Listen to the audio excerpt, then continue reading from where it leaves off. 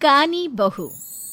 किशोरी लाल जी के बेटे राघव की शादी की बात जगह जगह चल रही थी, लेकिन किशोरी लाल जी को कोई लड़की पसंद ही नहीं आती थी। और उसकी एक ही वजह थी, किशोरी लाल जी का लालची होना। उनको लड़की वालों से मोटा दहेज चाहिए था और इसी चक्कर में एक दिन वो एक बहुत पैसे वाले के घर अपने बेटे का रिश्ता लेकर पहुंचे। उस आदमी का नाम था ओम प्रकाश।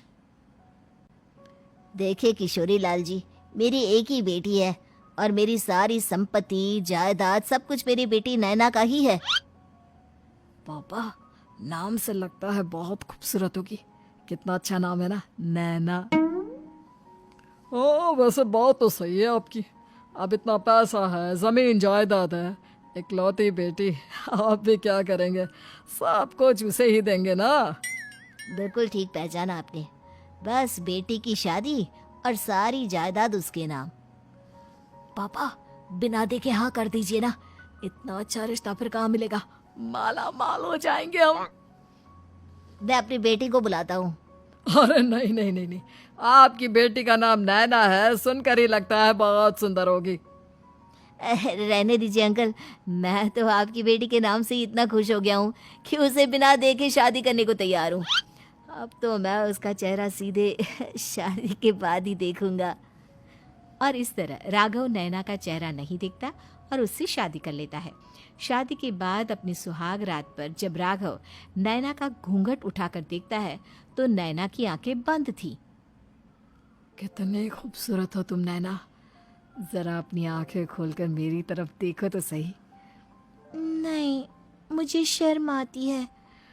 अरे, मैंने तुम्हें शादी से पहले भी नहीं देखा, और अब अगर तुम आंखें खोलकर मुझे देखोगी भी नहीं तो मुझे अच्छा कैसे लगेगा? इससे पहले कि नैना अपनी आंखें खोलकर राघव की तरफ देखती, अचानक से लाइट चली गई और राघव नैना को पूरी तरह से देख भी नहीं पाया। अगली सुबह नैना राघव के लिए नाश्ता बनाकर लेकर आई। अरे ये क्या, आधा पराठा सीका हुआ है और आधा बिल्कुल कच्चा। ये तुमने क्या किया नैना? बहू, तुमने क्या आधा पराठा तवे से नीचे लटका कर रखा था, जो आधा सिका है और आधा कच्चा? मुझे जितना दिखेगा उतना ही तो सीखूंगी ना पापा जी। जहाँ जहाँ मुझे नजर आ रहा था वहाँ मैंने सीख लिया, जहाँ जहाँ नहीं दिखा वहाँ कच्चा रह गया होगा। इसका क्या मतलब है? ये कैसा मजाक कर रही है तुम? अरे बहू, तुमने इतना लंबा घूंघट क्यों लगाया हुआ है?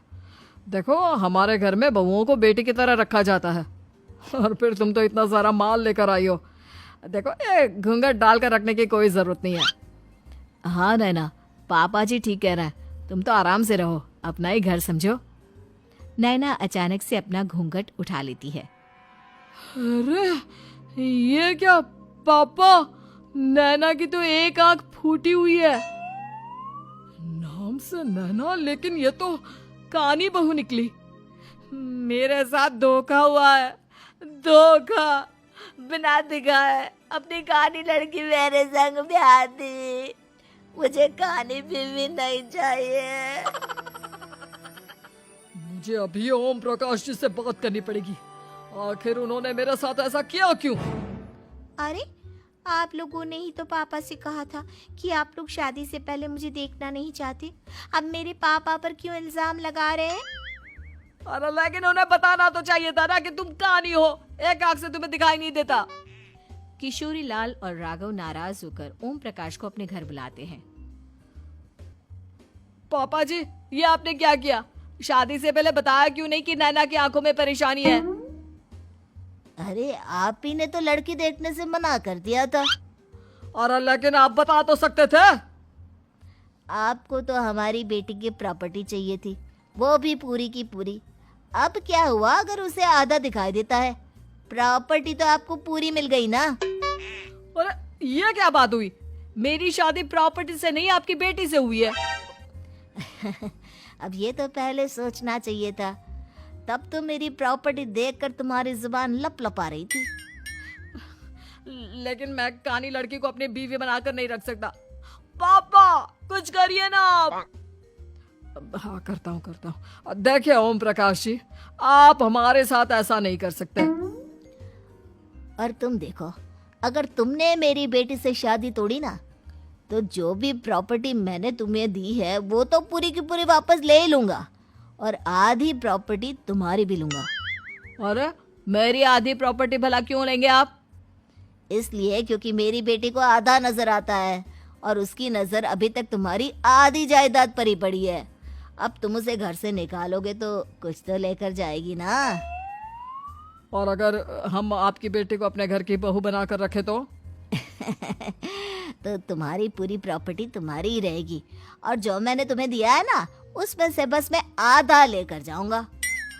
अरे लेकिन अब आप अपनी दी हुई प्रॉपर्टी में से आधी वापस क्यों लेकर जाएंगे? अगर मैं आपकी बेटी को अपनी पत्नी बनाकर रखने को तैयार हूं तो? इसलिए ताकि भविष्य में अगर तुम मेरी बेटी को धोखा दो तो उसके पास कुछ तो रहे जो पति का हो। वैसे मेरे पास तो बहुत कुछ है, लेकिन अपने पति की कोई निशानी तो उसके पास होनी चाहिए ना।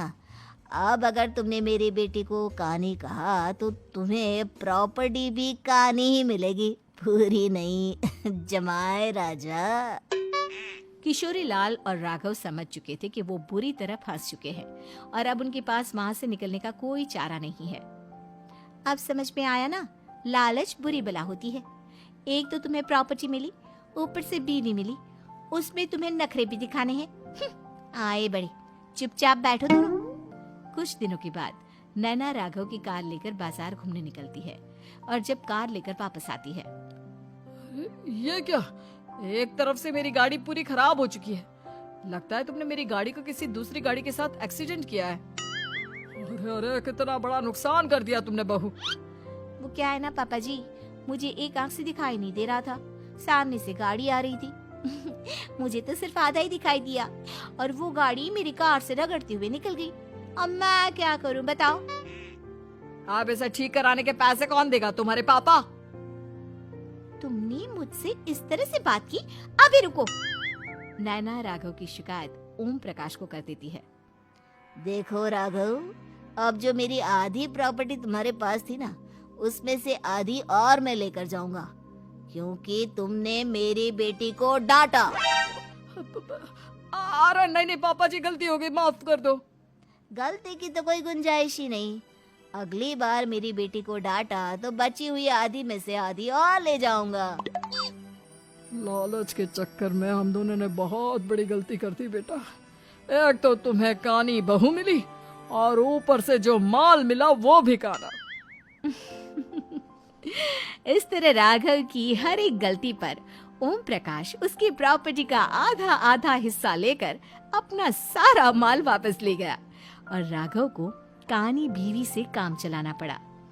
भाई लालच वाकई में बुरी बला है।